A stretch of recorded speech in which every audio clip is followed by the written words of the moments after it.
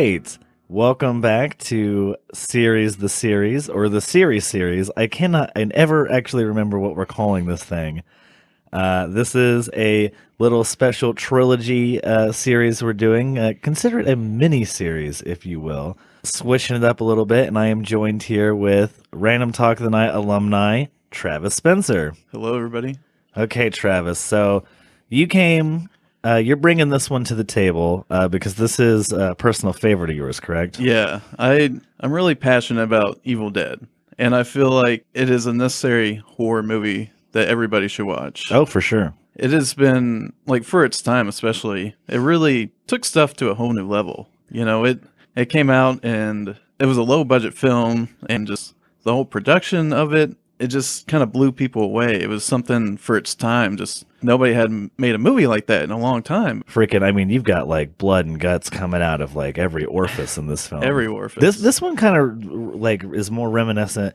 Like the Evil Dead movies are kind of more like, I guess, like, well, especially just with the earlier ones, like this one and specifically, it's like more grindhousey. Yeah, it's really kind of throwback to the B horror movies. Yeah. Whereas, I mean, kind of going back to, you know, Friday the 13th or Halloween, I feel like in the late 70s and early 80s, people had kind of been getting tired of the whole thriller genre, or the slasher genre. Yeah. And definitely a nice change of pace. Yeah, for horror movies at this time, like this is 1981. Well, it was filmed in 1981, but it actually didn't get like a wide release until 1983. Really? Yeah, they Okay. spent quite a bit of time just trying to market it. And I think by the time it came out in theaters, a wide release, it was 1983. And I think it also got a simultaneous release on VHS. So it came out in theaters and VHS at the same time. Home video. Yeah. Wow. Okay, that's actually pretty cool because it's like that kind of adds like another layer to the cheapness of this film, because this is a dirty movie. I mean, it's one of those types of horror movies that it's like it's filmed on like a shoestring budget, and you can tell, like, you can just watching this movie, you can tell that they had to use a lot of cheap tricks to really like make this movie as special as it is, and that kind of adds to like the beauty of it. There is a very certain charm to it, like how raw it is. Charm, that's the word I'm looking for. And Stephen King famously endorsed this movie, and that's kind of where it got a lot of its fame. But to be fair, Stephen King endorses, I mean, his endorsement almost isn't that special anymore, because he's always saying, oh, this is really good and that's really good. But he endorses a lot of crap. I mean, plus Stephen King isn't really like, Stephen King's held on one of those levels. He's like the master of horror. Yeah, I wonder how he kind of, like, I'm not disagreeing with that, but he kind of became the authority. Like, he somehow, yeah. Yeah. I was watching a movie the other day. It was called oh god, it was on Shudder. What's that movie called on Shudder that Stephen King said was his favorite movie? The one, I don't know if you've seen it. You gotta be more specific. You know, it's the probably first half the Shudder library. It's the first movie that Joe Bob Briggs covers on Last Drive-In. Oh, Tourist Trap. Tourist Trap, yeah. Yeah, Stephen King was like, I guess they talked about how Stephen King said that was one of his favorite movies. And Tourist Trap is not... Right, I watched it. It's not a bad movie. It's not a bad movie. It's not fantastic by any stretch of the imagination. Like, right. If you compare this to Evil Dead, I'm not even sure what a kind of comparison... Would you say... It'd be like comparing a freaking Ford Pinto to a Lamborghini, you know? Right. Yeah, I don't look at Stephen King. I mean, don't get me wrong. I have my respect towards Stephen King. Like, I definitely love like a lot of his books and some of his movies, not all of them, because a lot of Stephen King movies are shit. If we have to be honest about it, I'm sure he likes it anyway. Cause he saw the movie and gave it the thumbs up. When that gave horror fans like, okay, we'll check it out. Would you say that Evil Dead is probably one of the first in a genre to be that like gross out horror, or like that graphic horror? Like, because this is, I mean, it's an early film. I'm trying to think. I know it's probably not the first to bring certainly not the first to bring like massive amounts of gore to the big screen necessarily, but it is definitely one of the more popular ones, right? Yeah. And I feel like it's kind of bringing back the whole genre at the time, because you remember some of Tom Savini's earlier movies also had a lot of gore, but this really took it to an absurd level. Yeah, like there did not need to be that much gore in this movie, but there was. They really don't hold back. And there's another fun fact about this movie. It was one of the very first X-rated movies. Right. And this movie didn't really have any There's just sex scenes, there except isn't any. There's like one. there. There's some side boob. I think you're forgetting one very important scene in the movie that Oh, even Sam Raimi, the director himself, kind of regrets, and that is the forest rape scene. yeah. And you heard that right, forest rape, where Well, before we get into that, should we go ahead and do like a quick little summary of the plot? yeah, we should. Okay, for anyone listening to this, I mean, I guess it goes without saying, this is an old movie. If you haven't seen it by now, you should probably watch the movie before watching this podcast because we're about to spoil the living shit out of it. But do you want to go ahead and tell these people what it's about? Well, to basically break it down in the simplest form, it's about 5 college kids going out on a nice vacation. They rent a cabin, which I don't know if it's relevant to the plot. Yeah, it is, because they mentioned it's in Tennessee, which I suppose isn't all that important to the plot. A little fun fact is that they actually did try to shoot it up in Michigan, but they really couldn't find the right locale, and they were worried that it was going to be cold, so they actually went and shot it down in Tennessee, and it just so happened to be like the coldest winter in decades, which really threw a wrench in their plans, and everybody kind of froze during the shooting. Yeah, but they get into this cabin, and they're just going to have a good night, just hopefully like a good week. It was just like a little vacation, and the whole party is Ash Williams, his girlfriend Linda, his sister Cheryl, his buddy Scotty, and his girlfriend. Other girl. It'll come to me later. I don't remember her name either. Anyway, it'll roll off the tongue later. Ash is the only one you really need to That's not care true. about. That's not true at all. Not technically. Well, I'm a little biased, and I'll explain why.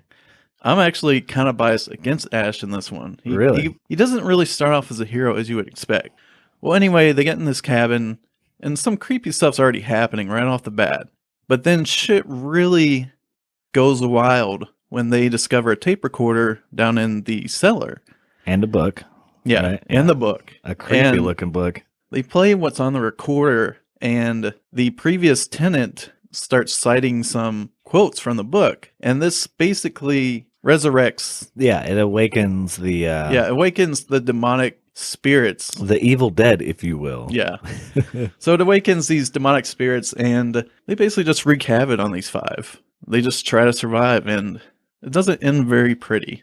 And that's as simple as it is. It's just evil demonic forces possessing, and they also have power of their own, even without possessing a human body. It doesn't really go a lot in detail about like what these creatures are capable of. It just kind of shows knocking down trees for sure. Oh yeah, they hate trees. They're not very what's the word? Forest friendly? I don't know. Not very green. Yeah, trees in this movie. Well, I guess there's the one tree. Well, but never mind.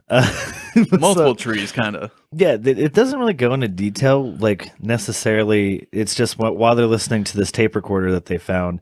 I guess we can assume it's some kind of like a research team that was staying there, was doing kind of. It was just one man and his wife. Yeah, and I don't know how involved his wife was, but he basically had gone on to dig. He found this book, he found this dagger, and he was doing research on it to try and figure out this ancient civilization. And upon doing that, he released the demons, and we can only... Like an idiot. Yeah, we can only infer that that's what happened to them two, is they died. They died, yeah. And then they happen to find it later, and they play the recording, and the demons come back. And madness ensues, quite literally. Yeah, madness indeed. Yeah, it's kind of... This movie is very iconic in the sense of like, I don't know if you can point back the cabin in the woods trope to this one specifically, but this is the cabin in the woods movie that definitely that you can kind of point back to from all the other cabin in the woods movies, not to mention the film that is almost a direct parody and reference to this with a bit of a twist, which is Cabin in the Woods. Yeah. But yeah, this is where it all started. This was like kind of the first in its own genre of horror to kind of exist. And I mean, it's kind of neat too, because it's like we've all lived in places or have been to places where there's this cabin, this like eerie, spooky cabin in the woods. And it kind of just makes you wonder, like, you know, staying out there, you're like in isolation, surrounded by woods, like the spooky things that could potentially happen. This movie just thrives on that ideology because it's like, meanwhile, like while the whole time we were watching this movie, I just kept thinking to myself, Jesus Christ, like it kind of makes you feel like you never want to go camping ever again, like let alone like in a cabin or even in tents, because like just that isolation and like the fog surrounding like all around the cabin and stuff, it just adds like another layer of like how they're like in the middle of nowhere in these woods where no one can hear these poor helpless souls being just ravaged by these awful demons. Yeah, the setting for this movie is just perfect. It's Top impeccable. notch. Yeah. You know, you got just woods for miles, and they basically, to get to this cabin, they have to cross this really sketchy looking bridge. Rickety old bridge. And that was the only way that they could get there, by car. And sure enough, later in the movie, these evil demonic spirits, they tear up the bridge. Yeah. And so they're stuck in the woods in this creepy ass cabin, which it's really ornery. You know, Yeah. it's got a lot of old stuff. It almost looks like somebody had lived in there and then just vacated and left all their stuff. Yeah. So you got a creepy cabin in the creepy woods, and they just combine to just really empower the story and Yeah. kind of drive it, because like you said, the isolation is a big part. Like, they're stuck there. Yeah. They're stuck and they're fucked. I love the atmosphere that the cabin in the woods put off, because like when they first arrive, while they're driving to the cabin, we get that beautiful like overhead shot, which was like before drones. So like how they shot that is interesting. Actually, I never really thought about how they place the camera like Yeah. that, but they did shoot it in such a way that I don't know if they had pulled the car or they had shut off the engine and left the car neutral, but they actually rolled the car a decent bit of the way so that you could hear the wheels crunching on the leaves and hitting the trees, but you couldn't hear the engine.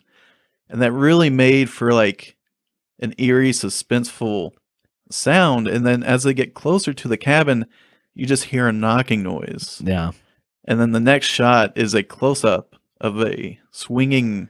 Yeah, that swing. Like a swing bench. And it is by itself just smashing up against the house, just almost like a metronome. Yeah, you could almost play it off as it's like, oh, the wind's making it do that. Yeah, but until yeah, and Scotty, who you kind of believe to be the hero of the movie. Like, if you didn't know better, if you kind of go into it, you kind of expect Ash. Yeah. Like, Ash has been like just a popular.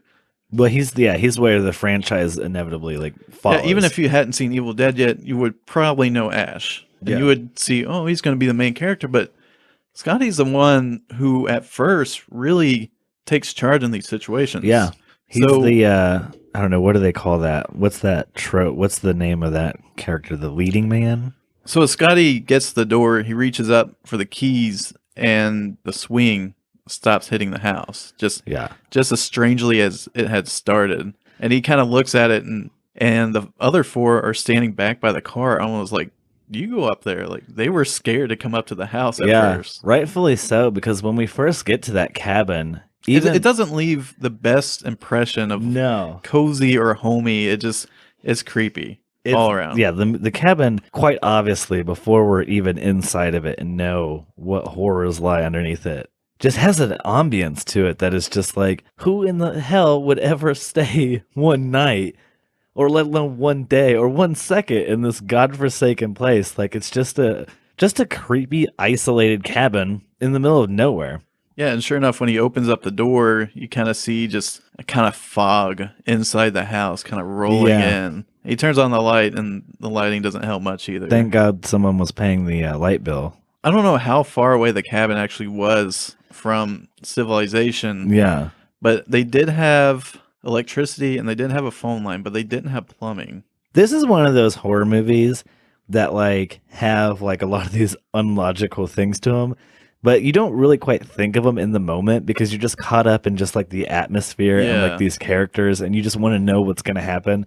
So like little things like that, to where it's like, why does this cabin have electricity? It's like, you kind of figure it out. It's like kind of fun to joke and be like, why, what is this? But you kind of like, by the end of the film, you're not, these questions are moot, you know? Yeah. Well, in real life, the cabin isn't quite as isolated or hard to get to as you might think. It is, I think, pretty far out, but I do. Is that cabin like a real cabin? Yeah. Well, it was a real cabin. It's not there anymore? They basically all went down to the city in Tennessee. Is kind of in the mountains, and they're trying to find a good place to film, and they actually find this cabin. But the problem is, this cabin had been abandoned for years. There was inches of like manure on the floor. Jesus. And they basically spent a lot of their budget just renovating this house to actually use in the movie. Oh, so like a lot of the interior scenes were Yeah. like a house somewhere else, but No, then the interior scenes were actually in the cabin. really, Yeah, they renovated this cabin just to use it in the movie, and then Jesus, in that, what was the budget on this movie? the budget was $350,000, but originally when they Hmm, started off, they only had about $90,000. So I'm not sure where the rest of the money came from. that's a pretty small budget. I mean, it seems like a lot of money. Did you say 350,000? Yeah, which to put that in perspective, Sam Raimi's Spider-Man 3, its budget was $350 million, which is 1,000 times the budget of Evil Dead. And a much shittier film. Much shittier. And I'll go as far to say I really think this might be Sam Raimi's best movie. Yeah. Well, for his first movie, I mean, goddamn, like this movie has just some straight up like beautiful camera work. It does. Sam Raimi was only 20 years old when he directed this. I hate hearing things like that. I know it makes you feel kind of useless in your Makes life. me feel like a piece of shit. He was so talented, and it wasn't just him. It was really the crew that would go on to work together, and that Yeah. was Sam Raimi, I know his brother Ted Raimi helped Ted out a Raimi. lot. Ted Raimi's kind of like the utility guy. He would do anything. He would dress up as the fake zombies. He would Yeah. do effects. He would do just about anything. Then you got Bruce Campbell, who is a star, but even when he wasn't being filmed, he would help out on set a lot. Bruce and Sam, they go way back. They were friends since they were kids. Yeah, they're both from they're Bruce Campbell and Sam Raimi are both from Michigan, right? Yep. Okay. And you'll notice Linda is wearing a University of Michigan. Yeah. Yep. They are Michigan students after all. Probably just like one of their own. Like this movie came from stuff that they had to have. Like Yeah, they probably actually, showed up to set in their own clothing and if you noticed, one of the closet doors had a old camp shirt from Sam Raimi from when he was a kid. I forgot what the camp was. Started like Tama or something. And that was hanging. That was kind of a homage. So you had Sam Raimi, Ted Raimi, Bruce Campbell, and then was it Ted Halpert? What's the That's dude? the producer. Who's the guy from Parks and Recreation? You're thinking of Jim Halpert. Jim Halpert. That's And then you have Robert Tapert, and these four would go on to work together several times in their careers. I know they came back together for obviously Evil Dead 2, and Yeah. Army of Darkness. My personal favorite one. Army of Darkness is not Evil Dead 2. Right. That's not your favorite? I Evil Dead love 2? Evil Dead 2, and I'll get into I'll save it towards the end, but I'll tell you where cuz you're more of the Evil Dead 1 guy. Like I've seen Evil Dead 1. It's been a long time, but going back and rewatching that, a lot of that was still kind of like, I guess you consider it like new to me. It kind of felt like I was watching the movie for the first time because Evil Dead 2 and Army of Darkness are the only two ones I've really cycled back and forth through in this franchise. And really, they are much different movies They are. than Evil Dead 1, where I would say Evil Dead 1 is a straight up horror movie, Yeah. whereas Evil Dead 2 and Army of Darkness, they kind of lose a lot of that horror aspect, but they add a lot of comedy. There's a lot of comedy. They're hilarious.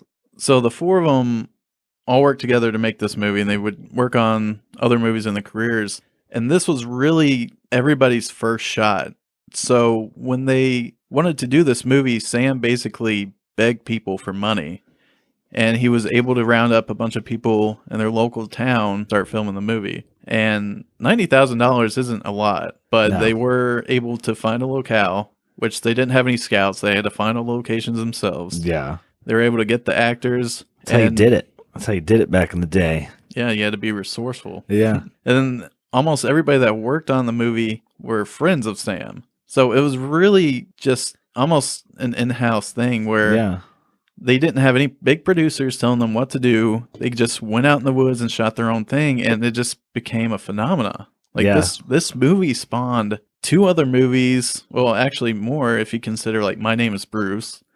And then you got Ash versus Evil Dead. My name is Bruce. Have you not heard of My Name is Bruce? Oh my god, I don't think I have. What is My Name is Bruce? Oh, you're in for a treat. Basically, My Name is Bruce is almost just a pure fan service movie where a village is getting terrorized by the ancient Chinese warrior Guan Yu because somebody ate some bean curds or I don't know what So exactly. So it's like a comedy.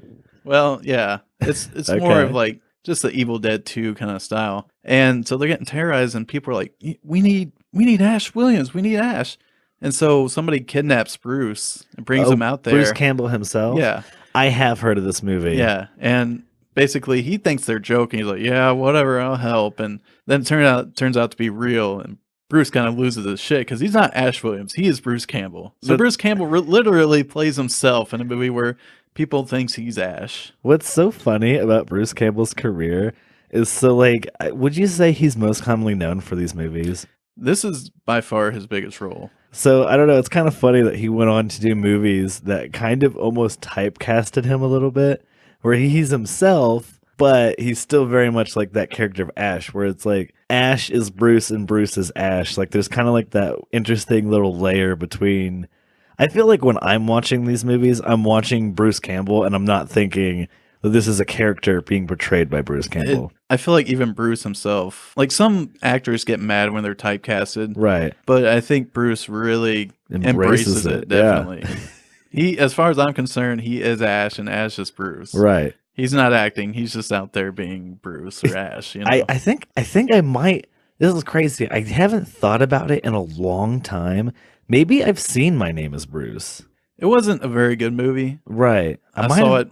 I think it came out in 2007. I probably saw it around that time. Okay. Because I've always been a pretty big Evil Dead and Ash fan, and I remember not liking it, but it was nice to watch. Yeah. You know what I mean? It's a fun little like Bruce Campbell's playing himself, and I also have another investment with it because I'm really a big fan about Chinese history. So when I saw Guan Yu, which is a general I was very familiar with, I thought I would like it more, but they really just kind of made him into like this giant Chinese guy, just content with just chopping people in half. that's not very politically correct.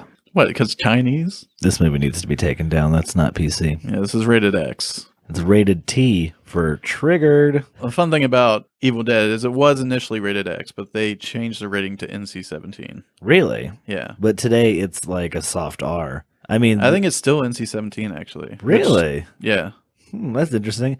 I mean, I can imagine like for the time that this movie came out in, that it really like fucked with people because the gore and the violence in this movie is really over the top and very demonic. Like these demons that end up possessing these poor helpless college kids are really some sick bastards. I mean, they're like really kind of like they have very dark sense of humors. They're giggling, the noise and the face, which we should say the special effects in this movie, not that bad for a low budget horror film.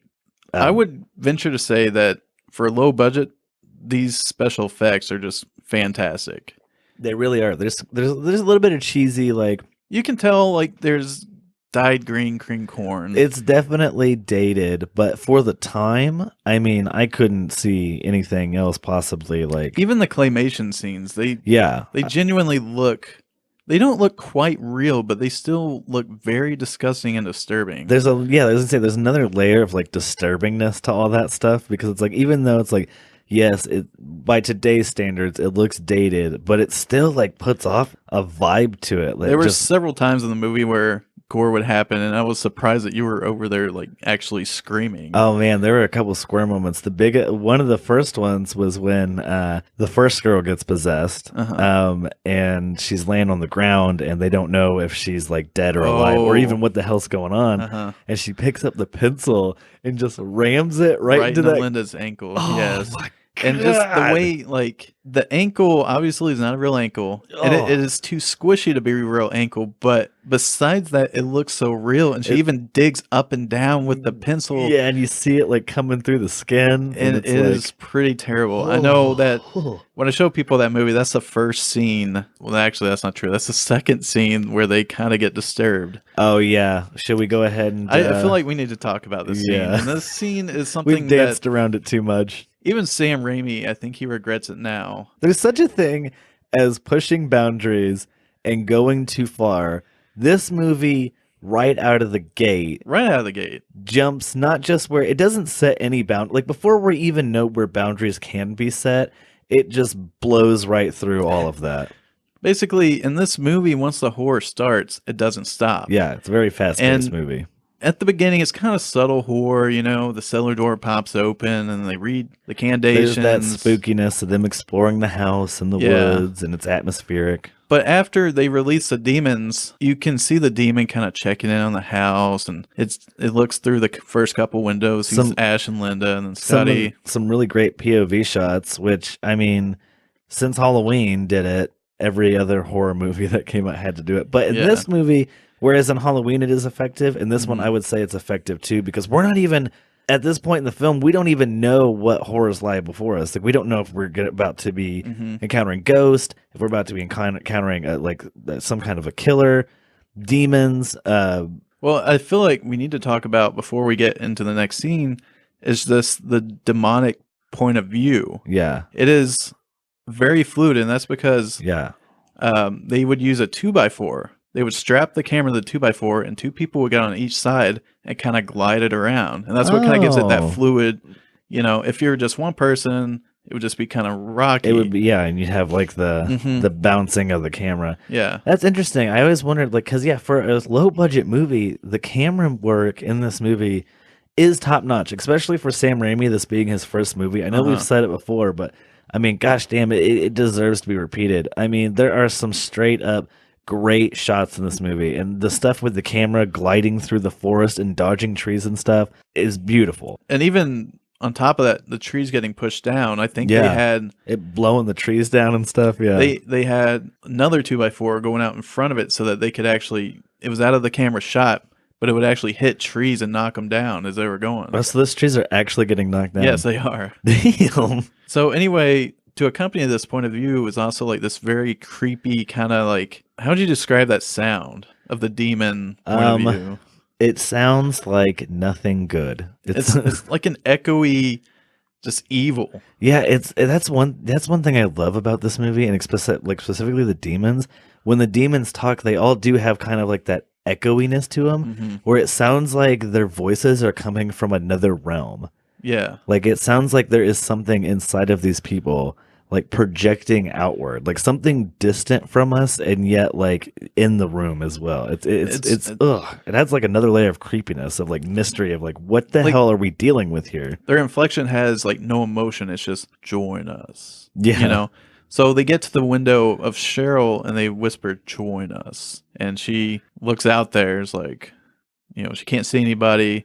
And she decides for whatever reason to go outside and be like, hey. Good horror movie logic. I loved logic in this movie. And I would say most of the time, everybody had pretty good logic. Everybody made some smart moves. Didn't work out for everybody, but especially not Cheryl because she didn't make any smart moves. Cheryl is really like the innocent bystander of this movie. She was the fifth wheel. Mm-hmm. She's Story the of one, my life. she's the one who kind of encounters like the She really gets the shit in the stick. yeah. Okay, I actually did not mean to make that reference. Let's move on to no it. pun Basically, intended. Cheryl starts walking out in the woods by herself. I don't know about you, Dylan, but when I know something's out there in the woods, I certainly don't walk out there, and I certainly don't walk out there alone. Unless you're a sexy bitch in a horror movie, you do. That's true. I'm not a sexy bitch, so I No. wouldn't have that kind of instinct. No. Good point. She wanders out in the woods and she starts hearing cracking all around. The trees are starting to move. And then next thing she knows, like the roots and vines are grabbing her arms and legs and they pull her down. And there's no good way to describe it, but she gets raped. She gets molested. A tree molests a poor unfortunate soul in this movie. First it strips off her clothes and it exposes her breast. Like she's trying to cover up her breast. It's very graphic. And then the roots wrap around her hands and pull them back, exposing her breasts.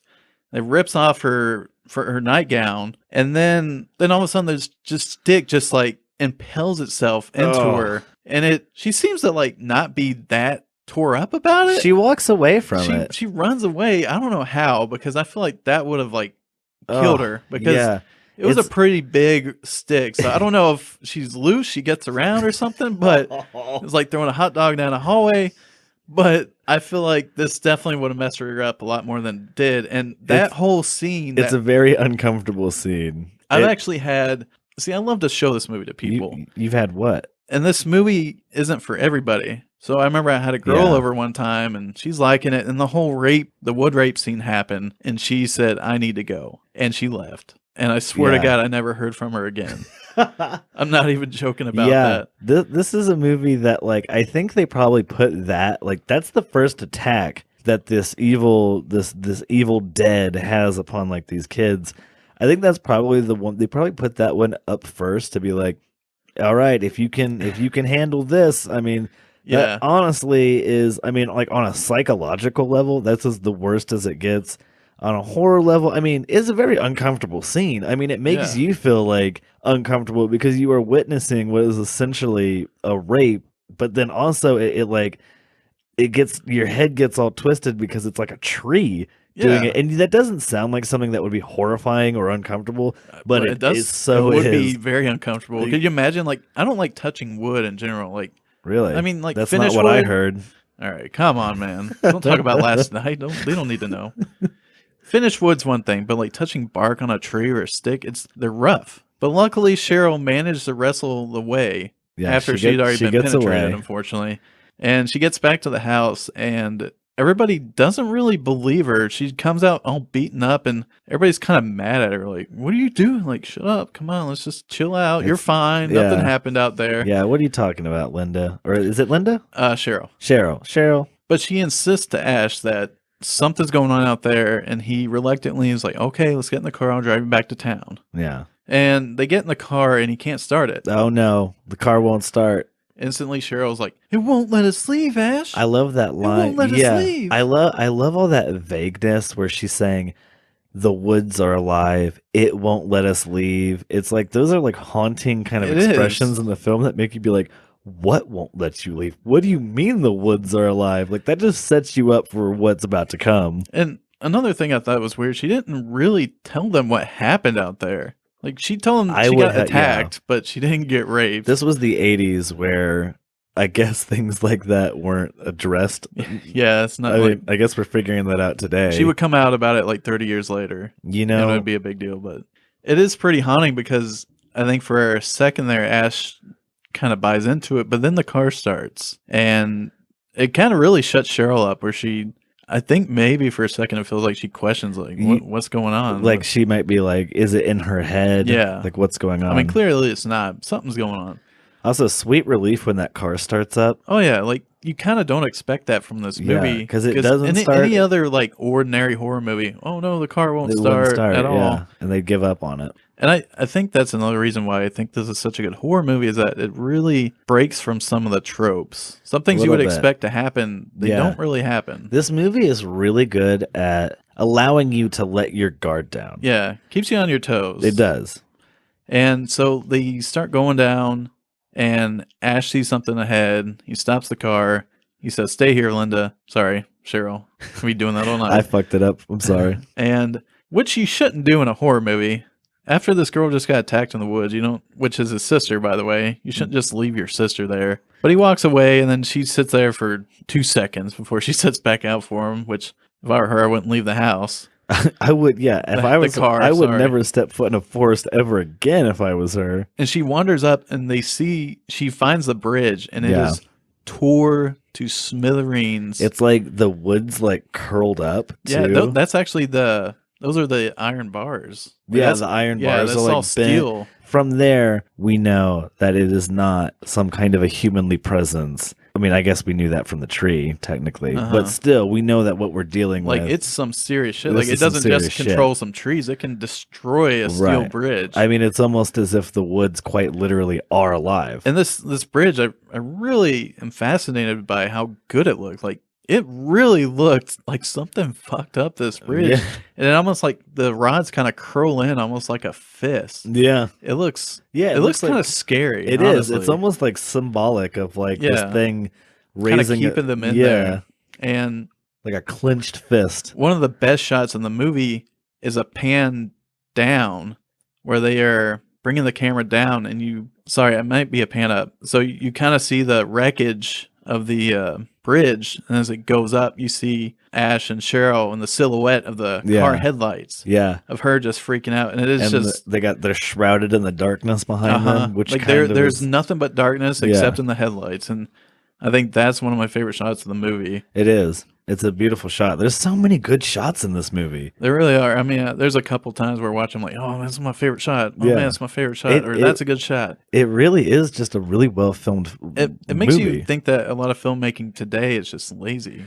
It really does, because if Sam Raimi and the gang can go out and make a movie this high of a caliber and have it look as good as it does, I mean, obviously it's dated, but I mean, still the camera work and the angles and like the framing in this movie, I mean, you can really tell that they put a lot of care and love into this movie. Well, you can say that, but you can also say the opposite because fun fact is that they really didn't have much of a script, and Right. Well, Sam Raimi actually didn't make any storyboards. really? They really did a lot of winging. Like everything was in Sam Raimi's head, and everybody just kind of trusted him to know. Like they didn't keep track of all the shots they did. Sam Raimi just kind of did everything on the fly, and I don't know how it worked out so well that even everybody's worried about continuity wise because they didn't keep track of everything. But everything, this movie really doesn't have many continuity issues at all.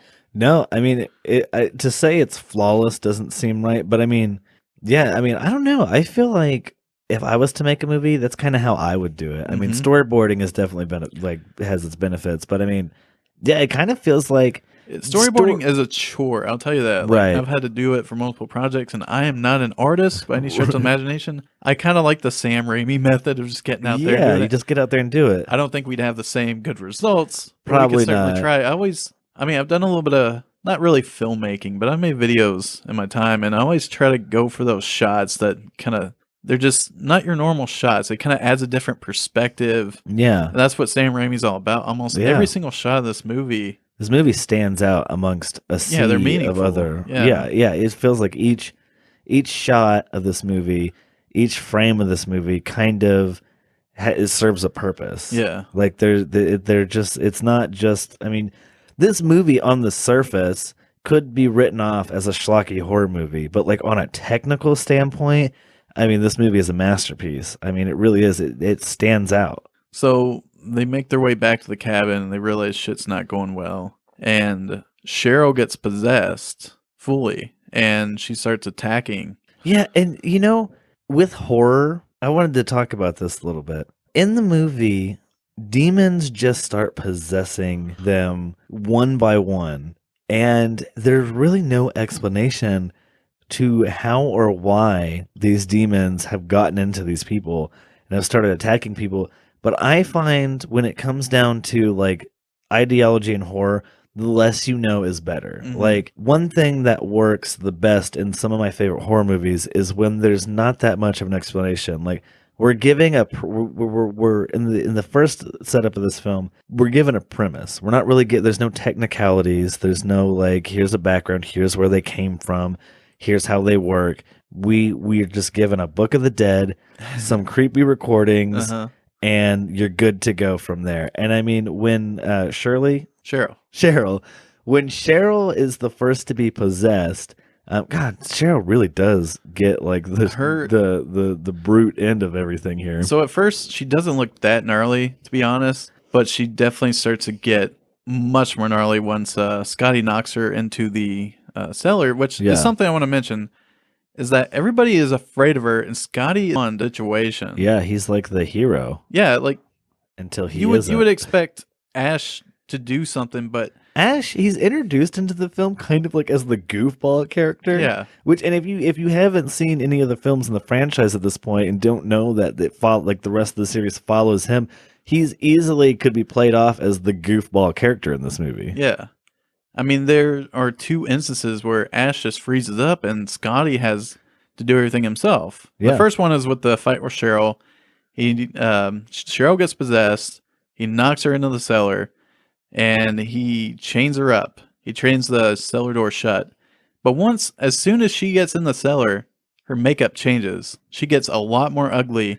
Yeah. And also, all the actors had to wear these white contacts. Baby, you got real ugly. Army of Darkness? Yep. Yeah, these white contacts that the actors had to wear, apparently they were very hard to put in. They were very thick, and the actors could only keep them in for like 15 minutes at a time. Jesus. So that made filming kind of a nightmare, in which Honestly, they all say that Evil Dead was the hardest movie they filmed. It And looked like it could have been. I mean, when it's your first one and a lot of stuff go wrong, I think it was a Apocalypse Now on a much smaller scale because Yeah. they had a lot of injuries. It was so cold in Tennessee that year. Yeah, there's a lot of shots in this movie I You can noticed. see their You can breath. see their Like they're breath. in the house. You And can I'm see their thinking, breath. is this supposed to be summertime? Like what setting are we in here? The only heating in that whole house was that fireplace. So when they weren't filming, they would They all have like, the fireplace going. yeah, they would all like huddle around the fireplace just to keep warm. It was very hard for the actors. I think they only filmed maybe for 6, 7 weeks with everybody there. And I think a few people stuck around, like, Sam and Bruce and Ted and all them. But when everybody was there, everybody would argue a lot and they would film for maybe 18 to 20 hours a day. Jesus. It was brutal. Brutal filming schedule, brutal filming conditions for a And can you brutal imagine movie. following a director who's 20 years old? Oh Like my under gosh. like these kind of conditions, you were gonna like people were gonna argue. It Yeah. doesn't matter. Like people are just gonna start losing their shit. And Yeah, I you're think still kind of a kid at that age. you gotta admit Sam Raimi kept that shit in order just to make such a good product out of all this. I mean, Sam Raimi, he's definitely a talented filmmaker, and Evil Dead is a testament to that. hmm Even though his later films aren't really. Have you special seen place. Drag Me to Hell? I have seen, yes. I thought that was a pretty good movie. I did too. I know it got shit on, but I actually ended up really enjoying Drag Me to Hell. I haven't seen it in probably 10 years, but I remember really liking it. Thinking, Yeah, I haven't seen it in a while either, but I mean, allegedly, I've heard nothing but bad things about it. I remember when I saw it though, I loved it. I know there's a scene where she kicks an old lady in the face, Mhm. and it's kind of comical. It's kind of like that dark Sam Raimi humor. Yeah, which all that humor really started here in Evil Dead. Yeah, Which this is a very dark movie, but there are definitely humor. It's kind of like a horror movie combined with a little bit of Three Stooges. a little bit because Ash is a little bit of a bumbling idiot. Where Yeah. he's very clumsy. Like there's parts where Um, he's telling Scotty, who's really injured and on his deathbed, he's like, "Well, we'll go to."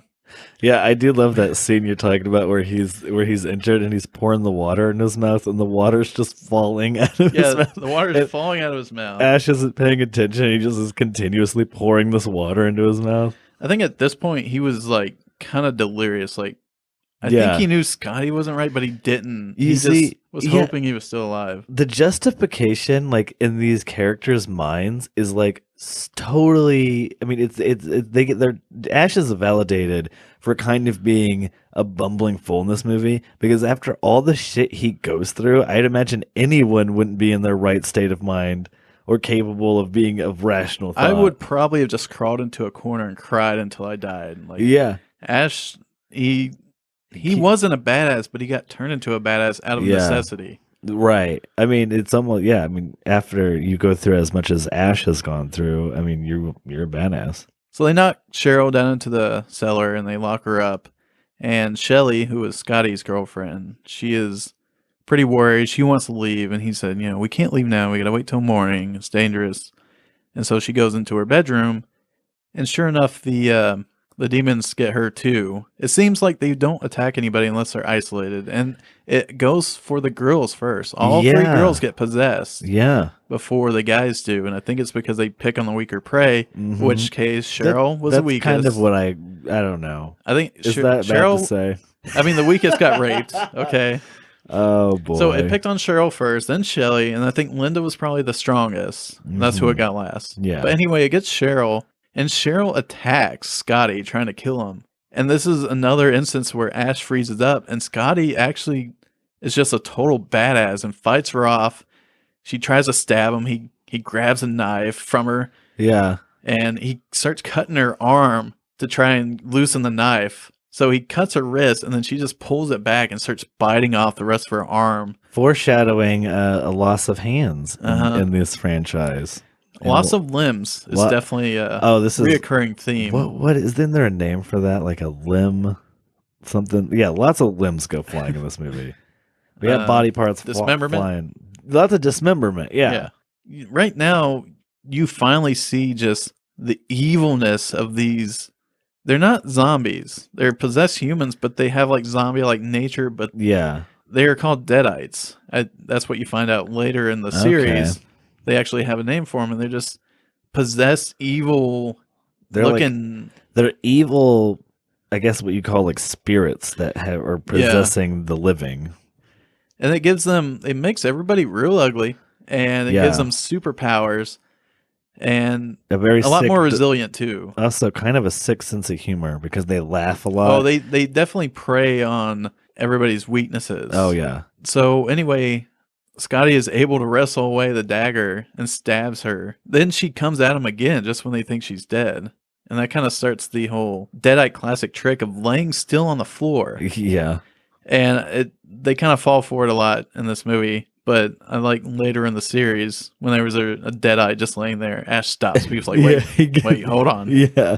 He gets wise. He Yeah, I think wises that, up. He wises up to other. Yeah, they're kind of tricksters too, yeah. because they can also like they can make themselves look normal again and talk in like the whoever they're possessing's Actually, regular I voice. can't tell if that's what they actually do or if That's the person that, actually being like, I'm yeah. okay now. I think it's the demon the whole time doing it, Well, or I the think deadite in rather. the case of when Cheryl was still in the cellar, I think that was the Deadite tricking Yeah, him. But I think it actually left Linda for a second when she was hugging Ash and said, "Don't let it come back." I think that was actually legit Linda. really.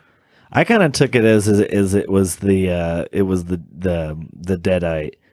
It could be They're always laughing. They're always like, just whatever, just a twist and make you go insane. yeah. I mean, this movie is pure insanity. I mean, with those laughter, the It's laughter these things creepy. put out, it's creepy, and it almost starts to make you feel like you're going Yeah. insane.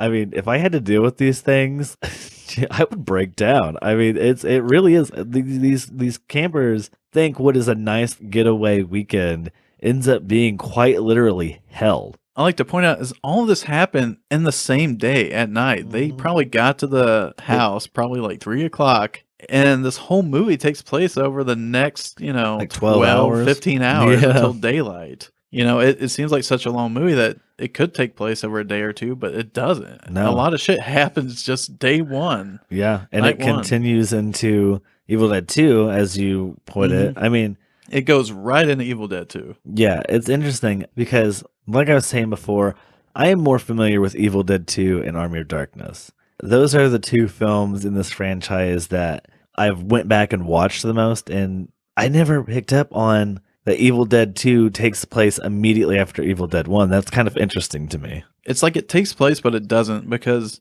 Evil Dead 2 had a weird flashback that didn't include anybody except Linda. And it wasn't until Ash versus Evil Dead series Yeah, that you actually find out the whole canon of it. Kind of like the flashbacks right. weren't right. Evil Which Dead we 2, might cover.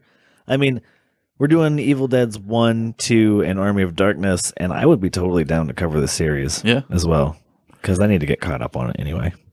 Well, we got off subject. Sorry. So Shelly, who has been possessed, attacked Scotty, and he stabbed her with the Kandarian dagger. And at this point, you kind of get led to believe that when you stab Deadites with this dagger, it kills them because he stabbed her and like there's steam and blood coming out of the dagger's mouth. And it's actually pretty gnarly, and she kind of lays her dead. But sure enough, she gets back up, starts attacking, and Ash has an axe in hand, and Scotty's kind of back up. He said, hit her. And Ash just freezes up. Yeah. And Scotty grabs the axe out of Ash's hands, and he goes to town.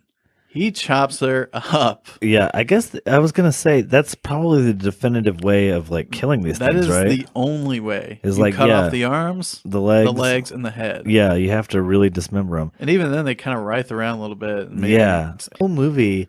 Part of the horror that added to it, to me anyway, was like we don't quite necessarily know what we're dealing with, and I never knew if they were dead or not. Because there's a lot of moments in this movie where they're seemingly dead, but they just keep getting back up. So even in that scene where he like chops up his girlfriend, which I she's mean, still wiggling around. she's still wiggling around. It still like leaves you second guessing. Like, is it over yet? Like, what? When do we know that we're safe? And this movie never lets you know that. Yeah.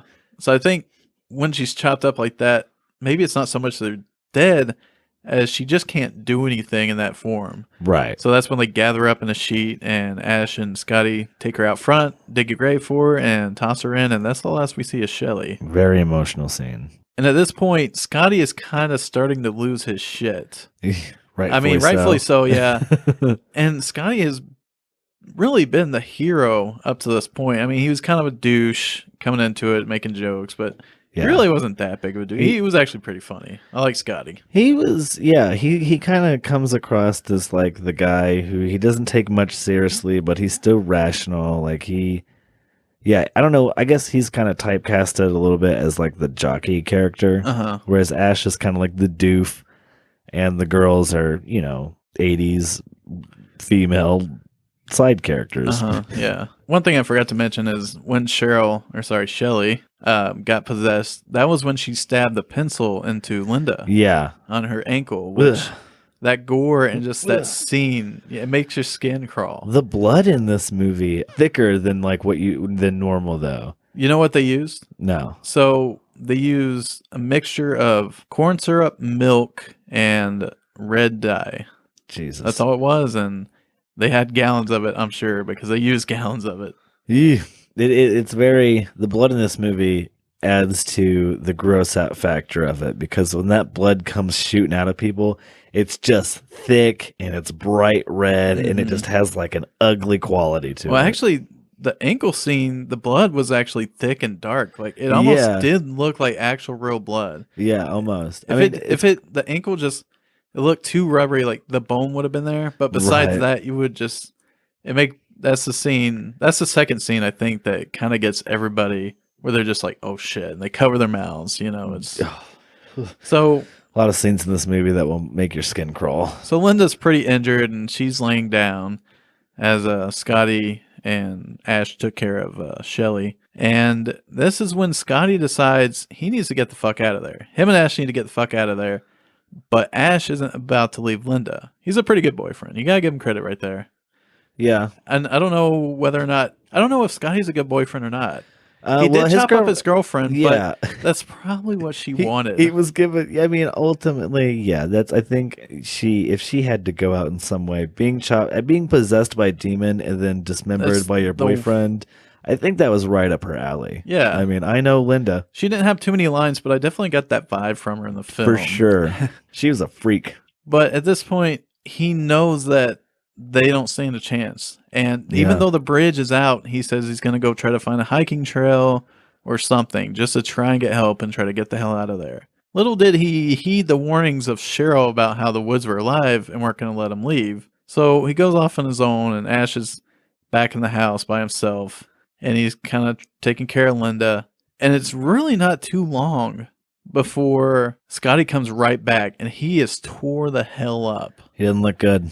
He looked like shit. His face was bashed in. He was bleeding all over. His clothes were torn and tattered. I guess he had an encounter with yeah, you know what? He might Donald Stump. He might have gotten the same treatment as Cheryl did out there, and he didn't want to talk about it. Yeah. This is back in the 80s, folks, and I guess that would make a lot of sense. He had that look in his eye. He had terror in his eye.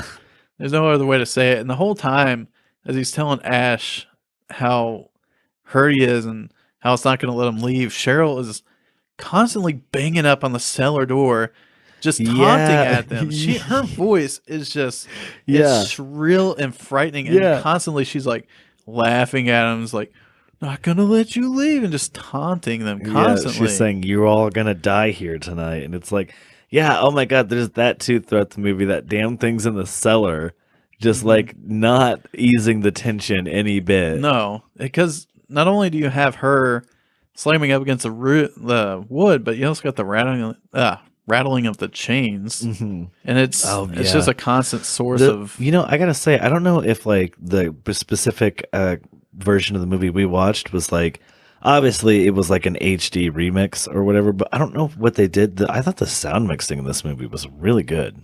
Yeah, the sound. I think they spent a lot of time on the sound, and more importantly, as we talked about a lot, the music. Oh, the music. Really, the music in this movie. Fantastic. This has to be top 5 horror movie music. Oh, it's good. I love those like very synth-driven soundtracks. Yeah, and it's not just synth though. Like they also use like violins. There's strings. some orchestrated stuff in there. It is pretty eerie shit though. It's eerie. The synth is and my favorite though. Yeah.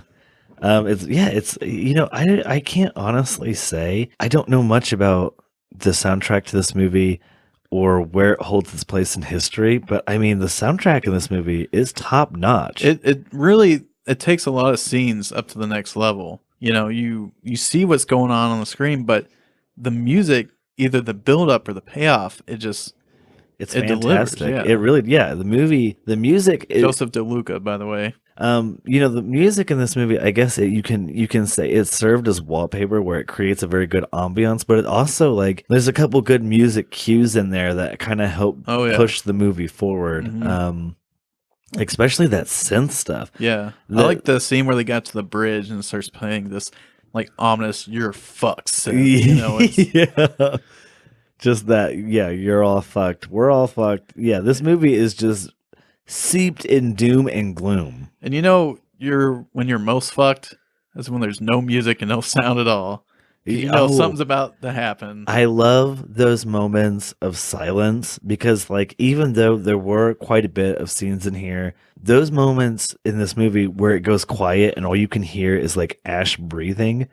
I would often get Ash's breathing confused with mine because there would be so much tension in those scenes that I thought, like, I can hear myself breathing, and I have to realize, oh shit, that's in the movie, and that was just like so effective as far as the scene goes, and Mhm. especially my favorite one is when it's dead quiet and Ash has got the gun. It's when he's walked into the house and the cellar door has been blown open from Oh yeah. Cheryl in the basement. Is it Cheryl? Yeah, it was Cheryl. Okay, I keep forgetting the name. There's Cheryl and Shelly. And Shelly's the one that's Cheryl! Cheryl! that's Carol, by the way. Oh fuck. Okay. Anyway, he goes into the cabin and the Cheryl's escaped and he's got the gun and he's slowly backing up. You know what's scary about Cheryl escaping is you don't know if she's in the house or outside. And that is just a frightening. And this Yeah. is really when Ash starts to lose his shit. Uh-huh. When it's dead quiet. Mhm. And he's just like looking at the cellar door like, oh fuck, what am I gonna do now? You see it come seemingly out of nowhere, like on the surface, like you probably should see it coming, but for some reason I still didn't. She just comes blasting through the fucking window at him. Uh-huh. And oh my god, an effective jump scare. The jump scares in this movie. Now, I am not a fan of jump scares, not Yeah. for the simply fact of like it's a cheap scare. Some movies, especially a lot of more modern horror Yeah, movies, definitely. will rely heavily on jump scares, Mhm. and that's what I don't like about them. A jump scare though can be effective and worthy or like worth it if it's earned. And this Yeah. movie earns all of its jump scares. Every jump scare in this movie is just it's perfect. Some of them you kind of see coming. You're like, Mhm. oh shit, you kind of brace yourself. But they were probably 3 or 4 times just, you know, since I've last seen this movie a year ago that I'm caught off guard and like Yeah. A lot of scenes in this movie really caught me off guard. actually before Scotty came back, you remember I think the demonic forces broke through the window again where Linda was sleeping. So when Yeah. Ash goes in there, she's not in there. Right. And that's when Scotty comes back. And then we see Linda sitting there in the hallway with her wide eyes, sitting cross-legged, smiling big and just laughing. Yeah. And That's when we know they got her.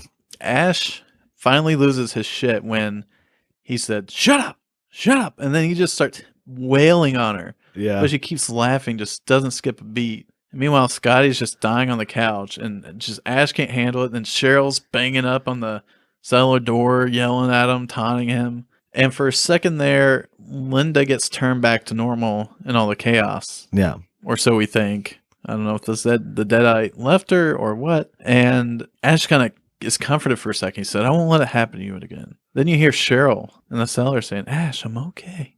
I'm okay." Yeah, let me out. And then you're just kind of thinking, Ash, I really hope you're not that fucking dumb. Yeah. And he gets really close. It's kind of peeking down. And you know something's going to happen. But you're expecting something to come from the cellar door. Yeah. But what happens? Something comes through the floor under him and actually grabs him. Yeah, these things really don't pull no shit. I mean, when they want to get you, they find ways to get you. And actually, when they shot that, Ash actually got hurt in that scene because whoever was under there actually couldn't see him. And like he had real blood on his face from that scene. Really? Yeah. Not so fun fact about this, but there are a lot of injuries Yeah. on set. I think Bruce Campbell took most of them, but Jesus. there's Yeah, they actually had to have Well, ambulances kind of nearby they because it wasn't probably easy to get anybody out of there. they probably had to do their own stunts, right? Yeah. Since it was such a low budget. Talk about putting your blood, sweat, and tears into your art. Actually, another thing is that shotgun was a real shotgun, and those shotgun shells were real shotgun shells. What? They did not have blanks. So every time they fired the shotgun, like that was real shit. Jesus, I you don't were know. telling me that the chainsaw in the movie Yeah, the too. chainsaw was real too, which Ash is known for his chainsaw. Yeah. But that did not come from this movie because he picks it Yeah. up and you're like, oh shit. Here if it you is. if you came Yeah. into this movie having seen Ash You'd have no associations with chainsaw. like Army of Darkness or Evil Dead 2, you're like, oh yeah, the chainsaw. Yeah. But all he does in this movie is he chains down Linda with the expectation to chop her up, and he starts it. And it's a really nice looking chainsaw, by the way, especially because everything in this movie is just so gritty and dirty. But he pulls back the curtain, and there's just flashy, brand new chainsaw. Yeah. In this old abandoned cabin. Yeah. Well, he starts it and he brings it like inches from her chest. Yeah. And this is a real chainsaw. Yeah. And that actress was, my gosh. She played it cool. She did. She played it cool. Her heart was beating probably 1,000 miles an hour. Good But Lord. that you don't do that shit anymore. I guess you don't do that when your budget is $350,000. So back in the house, Cheryl reaches down there and grabs Ash, but he manages to escape. But now Linda is back to being possessed. Yeah. Either they got her again or they had her the whole time. And he turns it on her. Yeah, turns it on her. Actually, like brings her hands around her back. Yeah. Like brings it up through her. Yeah. And so he stabs her and he thinks she's dead. And at this time, Scotty's dead. Yeah, Scotty. He falls over. He looks like shit. He's just bleeding out of his mouth. Yeah. And that's when Ash takes Linda to the shed where he tends to chop her up. But he doesn't. He doesn't. He can't bring himself to do it. He sees that necklace, which I think was supposed to have some kind of purpose in the movie. I know it has purpose later on. Yeah. But the fact that it was a little magnifying glass or a little just glass in general. Yeah, just a nice, it was a symbol of his love for her. Like who would pick that for a gift? Like, it was a symbol of my love. You can see through it and you can burn ants. You know, it's... You know, Linda, she loves burning ants. I guess the gift of death is the best gift of all. I think I read that they intended that Ash would destroy the book by burning it with sunlight, but that really didn't fit with the rest of the theme of the movie. It's a tiny you're kind of led to believe that once the sun comes up, the evil's not there anymore. So if Ash burnt the book when there's no more evil, like that's not a very good kind of climax. No. So they just literally use it for him to grab the book later on. Yeah, yeah. But the mirror or the glass part had nothing to do with anything. Right. So Ash had her strapped down in the shed, but he couldn't bring himself to kill her. He took her out front and he made a grave next to Shelly. And which, by the way, who made those crosses? They had a cross for each one, and they had like twine. Like, who walked around and picked up the sticks and then found the twine to make Ash the cross? is very crafty. He got his Etsy app out and figured out how to do that. I forgot about Etsy. Never underestimate it. So he digs her a grave and tosses her in there. And he had to have known it wasn't going to be that easy because she reaches through the grave and pulls him in, and another fight ensues. And she attacks him, and he uses a shovel that he used to dig her grave and decapitates her. Yeah. In the worst kind of way, because her head goes flying and she's still laughing, but her body is on top of him, straddling him, and actually just like, trying to rape him. Yeah, and through the neck hole is just this disgusting mix of blood and pus pouring from the neck onto his face, and he's just screaming. Hey, this is a real popcorn movie, y'all. You'll throw up your popcorn so you can go eat more. This movie, it gives you plenty of room to keep. This is probably not the first time, but actually this might be the first time where Ash is kind of just doused in blood. Yeah. And it is just disgusting, and he just has to like sit there and take it. Yeah, he's bled all over. Yeah, Ash gets covered in all kinds of fluids in this movie. That it's just. I hope he got checked afterwards.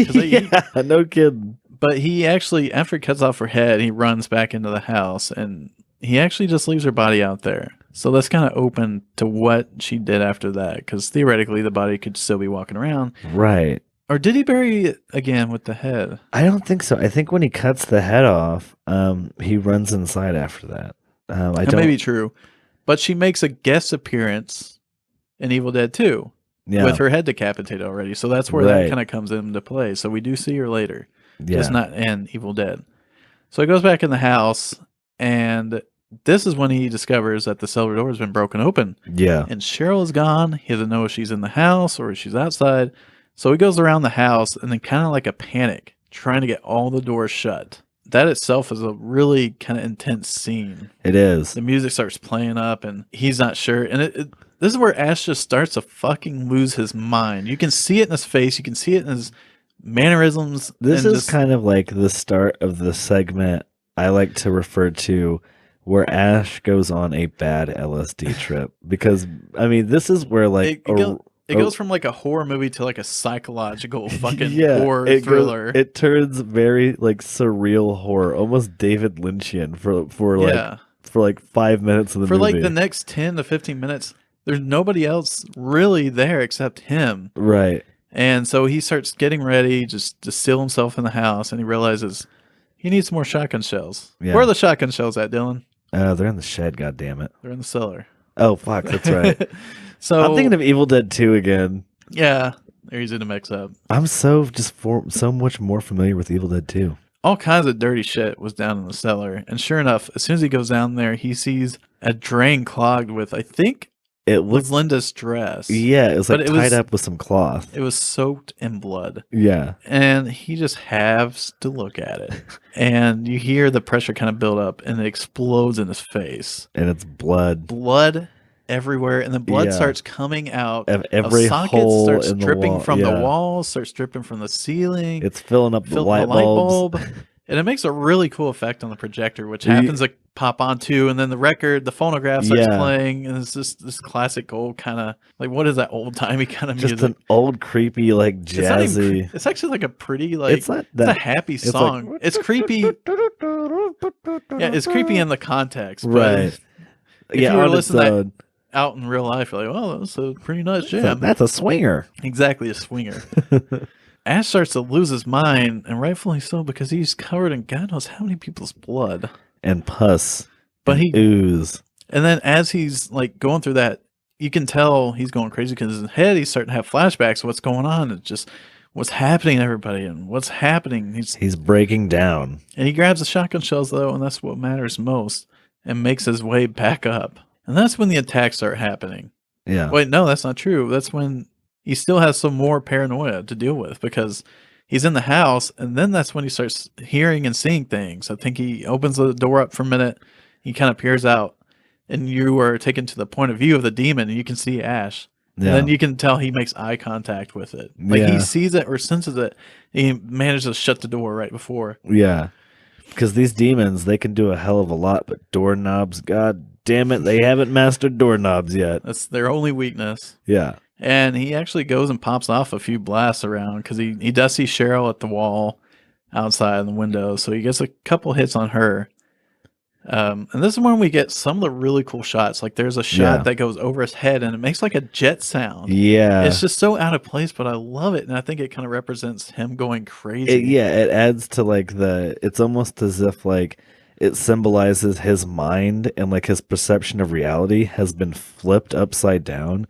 Because this is a seemingly normal man going through some highly unnormal situations. I mean, all kinds of shit's going on in the house, too. Like the clock's going nuts and stuff's moving around. The walls are bleeding. The shutters are opening and closing. There's demons that have just murdered all of his friends. No, those aren't important. Anyway, so... And then the next shot, almost immediately after, and it's like to where you can see the beams on the ceiling. And each time he was walking and a beam went by, you would hear the sound effect like warm, like really kind of otherworldly. Yeah. But it really puts you in the mood. Like it really kind of puts you in the scene of just like all the craziness going on. And then that's where my favorite part happens. He gets to the mirror and he's looking like there's something off in the mirror, and he gets a feeling and he reaches into the mirror and goes into the mirror. Yeah, his hand sinks into the mirror. I loved that scene. And he pulls it back out, looks at his hand, and just... and Like the perfect response you would have. I would have the exact same response. It's Like, I would be screaming like a little It's girl, so though. weird and surreal and kind of scary. And that is one of my favorite just single shot scenes in the movie. It's just so crazy. Yeah, Evil Dead 2 really like amps up the like the surrealness of it all, Oh, right? yeah, Because definitely. Army of Darkness as well. yeah, there's just some moments. Army of Darkness actually has a really good mirror scene as well. Oh, that's right. Yeah, with all the little people, Uh-huh. all the little hymns. We'll get there. So eventually, Cheryl does make her way in the house. He's fighting Cheryl off. They go at it. And guess who pops up? Oh, that's right. Scotty. Yeah, Scotty. We Scotty- forgot. And at this point, it's been so long, we've almost forgotten about it. He's been laying dead, and he's just kind of part of the house now. He's entered. I love the way he comes into the frame too. He sits straight up. He sits. It's almost you forget he's there, laying on the floor at one point. You see Bruce and Cheryl kind of fighting in the background, and then he comes up like in the corner of the frame. Yeah, and it plays the most unnerving kind of. It almost sounds like a chainsaw sound. Yeah, you know what I mean. That sound alone will scare you, and just like his whiteness of his eyes, they're frightening. He's fighting them both off, and he notices the book got close to the fire and that they're starting to burn. And so he gets the idea that he needs to toss that book in the fire. Yeah. So he's got fucking Scotty on his feet, biting and pulling on his feet, and then Cheryl gets a hot poker and slamming it into his back. Oh, God, yeah. And Ash can't reach the book because he's stuck. He's getting hammered. And so he grabs the necklace, which it was laying on the ground. Did you notice the shape of the necklace chain? The chain was actually shaped in the shape of a skull. It almost looked like the Book of the Dead. I don't know how it was laying on the ground. I don't know if it was the Book of the Dead or if it was a skull, but it did look scary. Yeah, and that was intentional. It was intentional? Yeah. Interesting. So he uses this to get a hold of the book. He throws it out, and I don't know how he was able to hook it, but he was eventually able to hook it. He hooks it. And he tosses the book in the fire, and they freeze up. And they start crackling. They turn into piles of like just goo and pus. They just start to fall apart in the worst way possible. Yeah, they melt. And you ever leave like some chili in the fridge for like 2 months? I have, yeah. Unfortunately, it's like they turn into that. They turn into like moldy chili. Yeah, yeah. And then AJ eats it, and it all happens to Ash too. He's right in the middle of it, so they fall apart on him and bleed all over him. So Ash gets yet another covering and just disgustingness. Yeah, Ash he needs a shower. He's been needing a shower at this point, and yeah, he gets covered in all of the. Oh my God! Imagine that smell. What that must smell like. I think when Cheryl loses her head, like this black kind of stuff comes out of her neck. And no, her head cracks. There's not a lot of logic to like how these demons work or what they do to human beings, but they just they bleed like green creamed corn. Yeah, it's green, dyed green cream corn. There's black goo coming out of them, green goo, red goo, yellow, all that white blue stuff came out. That is 2% milk. That's what I was gonna say. It looked like milk. But it's still seeing it. It looks a lot nastier than milk, though. Yeah. Oh God. Like, you know it's milk, but you're just like, oh, geez, what the fuck is that? When you watch it, you're like, oh, that's probably milk. But seeing it come out of the faces, ugh. And so ensues like a really good claymation of them just kind of melting. I like the claymation, even though it is a dated. It is very dated, but it works. Even back in the day, I think it looked kind of weird, but it just kind of fits. It does something fit. You kind of forgive for it being a low budget movie. If that were CGI or something, I think something would be lost on it. You know? Yeah, for sure. The low budget, like I was saying in the beginning, the low budgetness to this movie really works to the movie's benefit. Oh yeah, and so essentially, Ash defeated the Evil Dead. He burnt the book. His friends are gone. But he beat the Deadites. And all is fair in love and war. The sun comes up. The sun peeks up through the window. We have a moment where we're like, he did it. He survived. He opens the door, starts walking out, and he greets the sun. A new day, and he's a new man. But then cut to the point of view of the demons. And they're behind the shed. And they are angry. Just when you thought they were gone, and they burst through the house. And they're going probably, I don't know, this is like 60 miles an hour through the house, busting down doors and tearing it apart as they go. Sneak up on Ash. He turns around just in time to scream. And then the credits. Roll to credits, yeah. It kind of leaves you on a little bit of a cliffhanger. What happened to him? But as we will come to find out in Evil Dead 2, which is we've both Literally seen, picks up right after Evil Dead 2, which I'm really excited to get into and see more of this continuation. Overall, this is a very effective horror movie. It is. Like, This movie, this is why I like to show people this movie. This is my favorite horror movie. This will get reactions out of people. yeah, There's nobody that will watch this movie that won't have some sort of reaction. right. You can show people some scary movies and they're like, oh, that wasn't that scary. If not from There's something for everybody in this movie, even though this movie isn't for everybody. right. People weak stomachs, I don't suggest you watch this. Yeah, it's not for the faint of heart for sure. It is a very balls to the wall, action packed, violent, graphic horror film. If you're into that kind of thing, this thing is your cup of tea, man. But it's got through. This movie just has so much spirit, Yeah, a lot of spirit, good atmosphere. Just even I think what makes this movie kind of apart from the others is just the powerful visual storytelling, Yeah, and the performances from all the actors and all the deadites. It's just everything's convincing. You forget. You honestly forget. You get lost in it. You get lost in it because I when you just said that, it kind of made me come to a realization where it's like, when we meet these characters from the start of the film, after they've been possessed by demons, it is almost as if like that's a whole nother character being portrayed by a whole nother person. But yeah, that's the same actor. Like, holy shit, it is really well done, isn't it? Oh yeah, I like that. Holy shit. Yeah, they are like, after they get possessed, they are completely different people, and you almost get lost. Yeah, you get lost in it. yeah. It's crazy, and it's crazy that this whole movie just came as like a brainchild of Bruce Campbell and Sam Raimi, with just the money that they begged for, and they went and made this movie, which more than earned its money back. Like, it made probably 100 times, and then even now today, it sells a lot. It's DVDs and Blu-rays. It's what a lot of people consider a cult classic, which we're over here talking about this movie and recommending it to people who may or may not have seen it. I mean, I would definitely recommend this movie to people who haven't seen it, but it is one of those movies that everyone's almost kind of seen. This movie actually came out 35 years ago. Wow, really? Yeah. Only 35? 83. Because it was filmed in 81. Okay. And this whole movie basically started Sam Raimi's career. Sam Raimi became one of the biggest directors in Hollywood. He proved himself as a filmmaker with this movie. He more than proved himself. Yeah, because at the age of 20, and you make this masterpiece. I mean, this horror movie just floored people. And then I think when you think of top horror movies, Evil Dead's up there for sure. Evil Dead, for sure. It's in my top 5. It's probably my favorite, honestly. Really? As far where would this fit?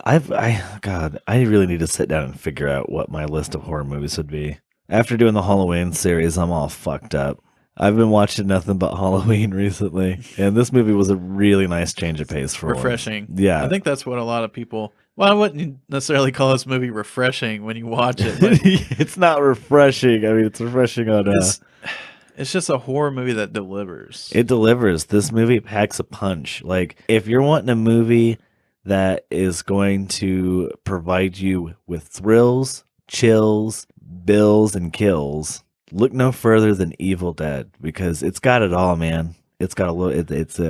It's just such a great story, just even from the filming and how it came to be, and just all their struggles just to make it a film. And then even once they had it and they made it, like, they couldn't market it. Nobody wanted to buy it. I mean, it makes total sense. This movie is filth. I mean, it's filth. And that's really when Stephen King saved it, because Stephen King, like I said, he gives a lot of endorsements, but he was really adamant about Evil Dead. And I think that's what really gave him the leg up. We had just so much trouble being released in some places, especially UK, because of the rating. Like, this movie is just absurd. It was one of the big, like, kind of rating wars where people just didn't know what to do with it. Right. I mean, rightfully so. I mean, this movie is a juggernaut in horror, in the horror movie. And I think Sam Raimi kind of mentioned where this is when they just go out there and they made their movie. There wasn't nobody to tell them what to do. There wasn't any investors they had to listen to. They just went out and did their own movie. And he said he wasn't concerned about ratings. He wasn't concerned about anybody else. He just wanted to go out there and make this movie. And I think this is his most raw Yeah. and like great movie. I'm sure I'm biased, but he's made plenty of other great movies, but I don't think anything will really match what he did with Evil Dead. No, I mean, yeah, Evil Dead, perfect for the Halloween season. Perfect for if you just want to watch a movie on any other season, really. I mean, this movie, it's a good classic go-to Halloween movie. I don't know if this really fits well, but so you know the ending shot where Where Ash's face gets attacked. Yeah. you know how they filmed that? No, how? So Sam Raimi actually got on a motorcycle and tied the camera to the motorcycle and drove it into Bruce Campbell. Oh, And shit. Bruce Campbell actually like broke a few ribs, like they collided. Oh, my God. Just to get that perfect ending shot. Sam Raimi drove into Bruce Campbell with a motorcycle with a camera strapped onto it. It's a wonder why Bruce Campbell came back to make 2 other sequels. Dude, they were both in it together. I don't think anybody can really I don't- yeah. underestimate the kind of bromance that 2 other is going people. on with Bruce Campbell Yeah. and Sam. Like Sam was just as adamant as Bruce was. Bruce was with him every step of the way. Yeah, this movie in the hands of another filmmaker would have been a completely different movie. They for make sure. a great duo, the actor-director duo. Yeah. I mean, it shows today that you got a fucking series going on to this day, Ash versus Evil Dead, you know? Yeah, and they're still killing it to this day. Okay, Travis. So, what would you rate this movie on a movie level, like your professional critique? Like, what was a rating you would give this, and then also on a fun level? I would give this 9 dismembered fingers out of 10. There you go. And I want to rate it a perfect 10. On a are you movie wise or fun wise? Movie wise. Okay. Because I just think there's a lot to admire just from all the camera techniques and just the shots, Oh, the for sound, sure. the music. Yeah. Like as raw as this movie was and such the budget, this movie just budgets 10 times as much, just couldn't touch this. Yeah. And as a fun factor, this 10 out of 10. Easy. Oh, for because sure. this is a movie you watch with people. Yeah. And it's fun to show other, like you're excited It's a good to movie. get other people to come in here and watch this movie. I wish we had a bigger group with us tonight watching it, because this could have been a movie that everyone, like a bunch of people, really could have gotten into. I mean, I was into it, for fuck's sake. I mean, the only problem is I don't like talking through this movie too much because there's a lot of suspenseful Yeah. build up, and you'll definitely start to miss things and start Yeah. to miss out. But You like, definitely want to put some of your attention on the yeah, screen. for and sure. maybe if you've seen it a couple of times, you can talk through it. Yeah. I would give this movie 9 dismembered fingers out of 10, and I would give, on the fun scale, 12 disfigured fingers out of 10. 12? I Wow. had this movie is a great time. How about I like mean, 10 dismembered fingers and like 2 toes? Yeah, there we go. Okay. No, 10 dismembered fingers Okay. and 2 bludgeoned eyes. Oh, jeez, that part where he dug his fingers into Scotty's skull. Yeah. My God, And the sound it makes. that got you. I could tell. The sound that comes from that scene, I can only describe as someone running their hands through a bowl of pudding. It's truly horrifying. So that was Evil Dead. Travis, thanks for coming in. Thanks for having me. Hey, you Or know Dylan. what? You're coming back for Evil Dead 2, right? I sure am. All right, so you heard it here first, folks. Come back for Evil Dead 2 on the next episode of Series the Series. Of course, as always, like and subscribe and, all that good stuff. Bastards. And we'll see you on the next episode for Evil Dead 2 On Series the Series. on Series the Series. And of course, as always, if you haven't seen it, go out and watch it first because, I mean, too late now. You done fucked up. yeah, if you didn't watch Evil Dead 1 before listening to this, you fucked up. So correct yourself and watch Evil Dead 2, you goob. All right, guys, we'll see you next time. Thanks for listening. You ever heard the term schwoogie? Schwoogie? Schwoogie. It just sounds dirty.